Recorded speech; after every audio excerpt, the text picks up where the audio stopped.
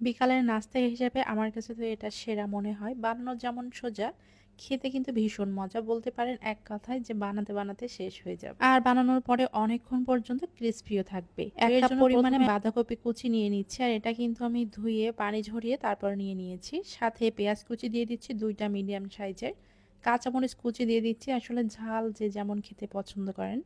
ধনিয়া পাতা কুচি ১ টেবিল চামচ পরিমাণে, আদা রসুন বাটা ১ চা চামচ, হলুদের গুঁড়ো সামান্য, একটু জিরার গুঁড়া, একটু ধনিয়ার গুঁড়া আর স্বাদমতো লবণ। সেই সাথে 1/4 চা চামচ বেকিং পাউডার দিয়েছি। 1/2 কাপ পরিমাণে ময়দা দিয়ে দিয়েছি। এখন ভালো করে এটা মিশিয়ে নিব। পানি ছাড়া এটা ভালো মতো মিশিয়ে নিতে হবে। এরপর এটা আমি রেস্টে রেখে দিব ১০ মিনিটের মতো। অবশ্যই কিন্তু রেস্টে রাখতে হবে, কারণ বাঁধাকপি থেকে অনেক পরিমাণে পানি ছেড়ে দিবে।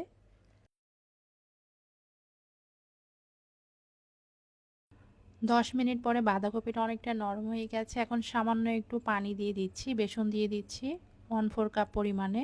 এরপর হাত দিয়ে ভালো মতো মিশিয়ে নিতে হবে। বাঁধাকপির এই পাকোড়াতে অবশ্যই ময়দা দিবেন। ময়দা দিলে অনেকক্ষণ পর্যন্ত ক্রিস্পি থাকবে। এটা ভালো মতো মাখিয়ে নিতে হবে আর এমন আঠালো হবে। বেসন এবং ময়দা দুইটাই দিবেন। ভালো করে মেখে নেওয়ার পরে এই যে এখন তেলে ভেজে নিব। শেপ দেওয়ার জন্য সামান্য একটু হাতে তেল লাগিয়ে নিয়েছি। এরপর গোল গোল শেপ দিয়ে আমি তেলে ভেজে নিব। আর তেলটা কুসুম গরম অবস্থায় নিতে হবে। চুলার আঁচটা মিডিয়াম টু লো আঁচে রাখতে হবে।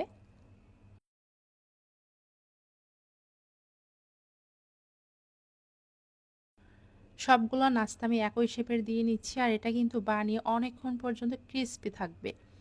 রোজার সময় যদি আপনারা ইফতারিতে বানান সেক্ষেত্রে কিন্তু ১ ঘন্টার মতো এটা ক্রিস্পি থাকবে।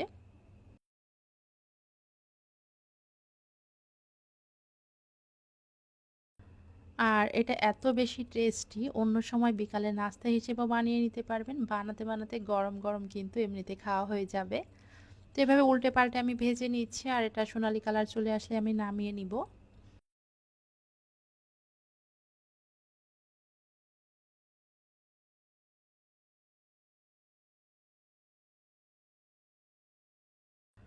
এই যে প্রায় ভাজা হয়ে গেছে, উল্টে পাল্টে এখন আমি নামিয়ে নিচ্ছি। আর এটা কিন্তু যে কোনো সসের সাথে পরিবেশন করতে পারবেন। এমন সহজ আর নতুন নতুন রেসিপি পেতে অবশ্যই আমার ফেসবুক পেজটা ফলো দিয়ে রাখবেন।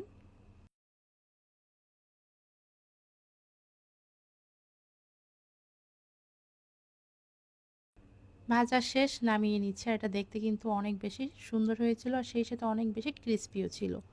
নতুন কোনো রেসিপি নিয়ে আবার চলে আসবে। সবাই ভালো থাকবেন। আল্লাহ হাফেজ।